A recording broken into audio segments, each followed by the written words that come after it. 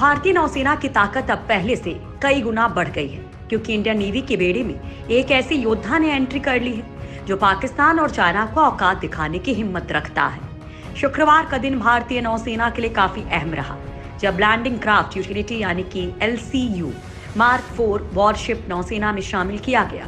Port Blair में अंडमान निकोबार कमान के commander in chief lieutenant general PS Rajeshwar ने इस वॉरशिप को नौसेना में शामिल किया। कितना खतरनाक है ये नया वॉरशिप। युद्धपोत INLCU L57 भारतीय नौसेना में शामिल किया गया और ये 7वां LCU मार्क 4 वॉरशिप है। ये जल और थल दोनों पर चलने में सक्षम पोत है और इसका प्राथमिक काम मुख्य युद्धक टैंकों, बख्तरबंद वाहन, सैनिकों और साजो सामान का पोत से तट तक परिवहन करना और उनकी तैनाती करना होगा। इस वॉरशिप को कोलकाता में garden rich ship builders and engineers limited GRSE ने तैयार किया है। अंडमान एवं निकोबार में स्थित इन तोपों को तटीय अभियान, खोज व बचाव, आपदा राहत अभियान, आपूर्ति एवं भरण तथा दूरस्थ द्वीपों से निकासी जैसी विविध गतिविधियों के लिए तैनात किया जा सकता है। नेवी के लिए इसलिए है अहम। युद्धपोत INLCU L57 भारतीय नौसेना के लिए काफी कारगर साबित हो सकता है। इसकी सबसे बड़ी खासियत यह है कि ये पानी और जमीन दोनों पर आसानी से चल सकता है। गहरे समंदर में मौजूद बड़े जहाजों से ये वॉर टैंक, बख्तरबंद गाड़ियां और दूसरे सैन्य सामानों को बहुत कम समय में और सुरक्षित तट तक पहुंचाएगा। GRSE ने कहा कि मार्क 4 LCU का पहला शिप INLCU L51 मार्च 2017 में नौसेना में शामिल हुआ था। LCU मार्क 4 शिप का डिजाइन नौसेना की जरूरतों को ध्यान में रखते हुए तैयार किया गया है। इस सीरीज का पहला वॉरशिप 3 साल पहले यानी कि 2017 में नौसेना में शामिल हुआ था। इसी तरह का एक और शिप नौसेना को जल्द ही मिलेगा। आगे वीडियो में बताएंगे कि दुनिया को जल्द मिल सकती है अच्छी खबर। आज कोरोना वैक्सीन का क्लिनिकल ट्रायल हुआ शुरू। अमेरिका बना रहा दुनिया की सबसे घातक मिसाइल। चाइना, रूस छूट गए पीछे। वहीं कोरोना के अलावा भारत पर आ रहा है एक और बड़ा खतरा। बताएंगे इस वीडियो में, तो बने रहिए। कोरोना वायरस महामारी का पूरी दुनिया में प्रकोप जारी है। सभी देशों में इसकी वैक्सीन बनाने की कोशिशें की जा रही हैं। जिन देशों में वैक्सीन बन भी गई तो वहां पर उनका ट्रायल चल रहा है। यही चरण सबसे महत्वपूर्ण है, क्योंकि वैक्सीन बनाने में महज कुछ ही दिन लगते हैं, लेकिन उसका ट्रायल कोरोना वायरस को लेकर कितना सफल हो पाता है यही मायने रखता है। अब तक ब्रिटेन और इजराइल ने वैक्सीन बना लेने का दावा किया, लेकिन उनका फाइनल ट्रायल अभी बाकी है। यानी वैक्सीन अभी आधिकारिक रूप से कोरोना का 100% काट है। इसकी आधिकारिक घोषणा किसी भी देश ने नहीं की है। अब इस संबंध में विश्व स्वास्थ्य संगठन का नया बयान सामने आया है। WHO के आंकड़ों के मुताबिक कोरोना वायरस से छुटकारा पाने के लिए कुल 8 वैक्सीन का क्लिनिकल ट्रायल किया जा रहा है। वहीं 110 वैक्सीन पूरी दुनिया में विकास के विभिन्न चरणों से गुजर रही है। चाइना ने कर दिया दवा के लिए तारीख का ऐलान। साउथ चाइना मॉर्निंग पोस्ट के अनुसार दुनिया के सभी देश एकजुट होकर संक्रमण को खत्म करने की तैयारी कर रहे हैं। अमेरिका, चाइना और जर्मनी इस घातक वायरस को जड़ से खत्म करने वाली प्रक्रिया के विकास का नेतृत्व कर रहे हैं।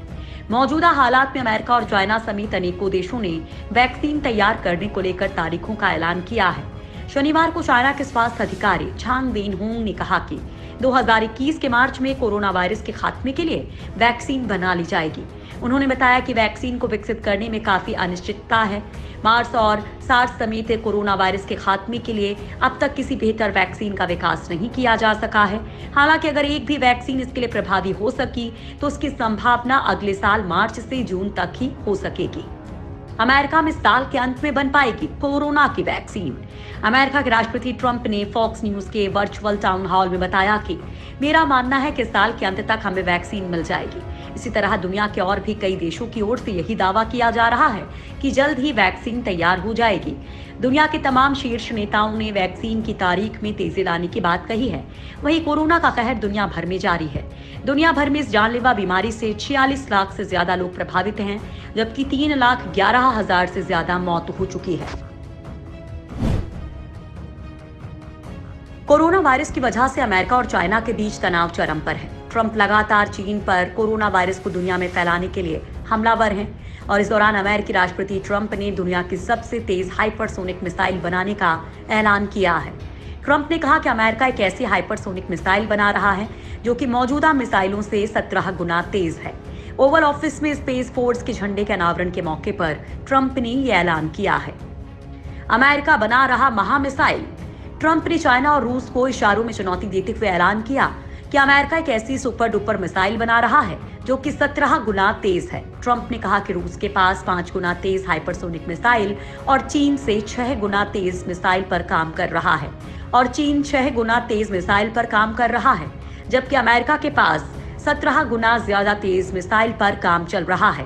वहीं पिछले साल दिसंबर 2019 को राष्ट्रपति ट्रंप ने अंतरिक्ष में रूस और चीन की चुनौतियों को देखते हुए स्पेस फोर्स के गठन का ऐलान किया था। स्पेस फोर्स अमेरिकी नौसेना की छठी विंग है जो कि अंतरिक्ष में अमेरिकी दबदबा बनाएगी। रूस ने भी बनाई है खतरनाक मिसाइल। रूस के राष्ट्रपति व्लादिमीर पुतिन ने भी एक हाइपरसोनिक न्यूक्लियर मिसाइल की घोषणा की थी और बताया था कि उसकी रफ्तार ध्वनि की गति यानी कि 767 MPH से 5 गुना ज्यादा तेज है। ब्लूमबर्ग न्यूज के मुताबिक पुतिन ने कहा था कि उनकी अवनगार्ड मिसाइल किसी उल्कापिंड की तरह ही ध्वनि की गति से 20 गुना ज्यादा तेज रफ्तार पकड़ सकती है। हालांकि अमेरिका ने पिछले साल हाइपरसोनिक मिसाइल का टेस्ट किया था, जिसके बाद अब ट्रंप के सुपर डुपर मिसाइल के दावे से दुनिया में परमाणु हथियारों की होड़ फिर से शुरू होने की आशंका है। कितना खतरनाक होती है हाइपरसोनिक मिसाइल?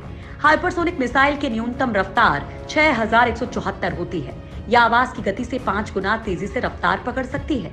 आवाज की गति 1235 किलोमीटर प्रति घंटा मानी गई है। हाइपरसोनिक मिसाइल धरती की कक्षा से बाहर जाने के बाद अपने टारगेट पर निशाना बनाती है। ये मिसाइलें बैलिस्टिक और क्रूज मिसाइलों के फीचर्स से लैस होती हैं। 20 मार्च को अमेरिका ने अपनी पहली हाइपरसोनिक मिसाइल का कामयाब टेस्ट किया था। हाइपरसोनिक मिसाइल परमाणु हथियार साथ ले जाने में सक्षम है। रूस के हाइपरसोनिक मिसाइल की तैनाती के बाद अमेरिका ने हाइपरसोनिक मिसाइल बनाई थी। हालांकि साल 2017 में ही उसके प्रोटोटाइप का पहला टेस्ट किया जा चुका है।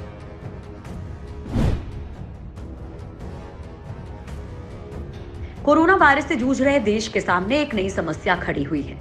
बंगाल की खाड़ी में चक्रवाती तूफान अम्फान के अगले 12 घंटों के दौरान एक गंभीर चक्रवाती तूफान में तब्दील होने की संभावना है। इसके साथ ही इसके सोमवार सुबह तक अत्यधिक गंभीर तूफान वाली श्रेणी में आने की संभावना है। भारतीय मौसम विभाग ने इस बात की जानकारी दी है। गंभीर चक्रवाती तूफान में तब्दील होगा अम्फान। दक्षिण पूर्व बंगाल की खाड़ी में आए तूफान अम्फान पिछले 6 घंटे से उत्तर पश्चिम की तरफ बढ़ रहा है। रविवार सुबह 5:30 बजे इसमें तेजी दर्ज की गई। ये ओडिशा के दक्षिण पारादीप से 990 किलोमीटर, पश्चिम बंगाल के दक्षिण पश्चिम दीघा से 1140 किलोमीटर और बांग्लादेश के दक्षिण पश्चिम से 1260 किलोमीटर दूर है। इस चक्रवाती तूफान का उच्चारण अम्पुन के तौर पर किया जा रहा है।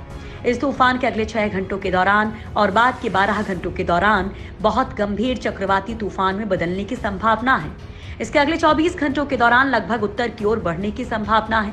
फिर ये तूफान उत्तर पश्चिम बंगाल की खाड़ी में उत्तर पूर्व की ओर मुड़ेगा।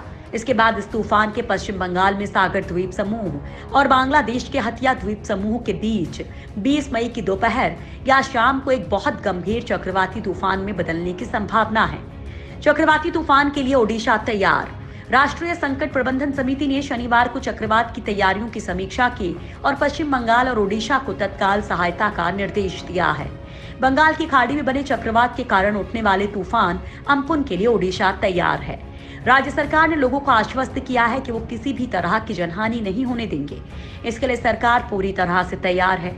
मुख्यमंत्री नवीन पटनायक ने तूफान से राज्य में एक भी व्यक्ति की मौत नहीं होने देने को सुनिश्चित करने का लक्ष्य निर्धारित किया है। चक्रवाती तूफान की गति और क्षमता को देखते हुए राज्य सरकार ने केंद्र सरकार से अनुरोध किया है कि वो अम्पुन के रास्ते से होकर गुजरने वाली सभी श्रमिक स्पेशल ट्रेन को अस्थायी रूप से स्थगित कर दे। मौसम विभाग के अनुसार ये तूफान 17 से 20 मई तक राज्य में रहेगा।